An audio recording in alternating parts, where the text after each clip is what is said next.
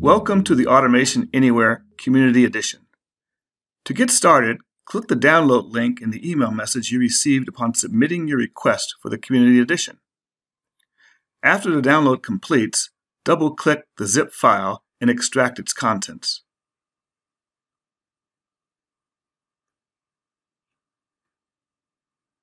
Navigate to the location of the extracted client setup file and double-click to run the setup.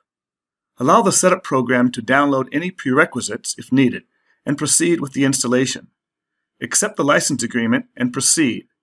Accept the default plugin settings and click Install.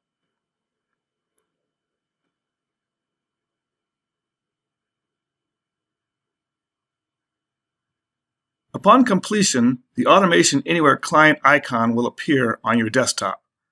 Double-click the client to launch. Click the radio button to use user credentials and copy the credentials and the control room URL you received from the email message.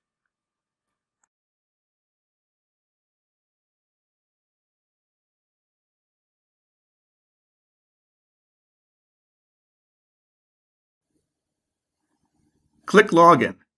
Congratulations! You are ready to automate and create your first bot.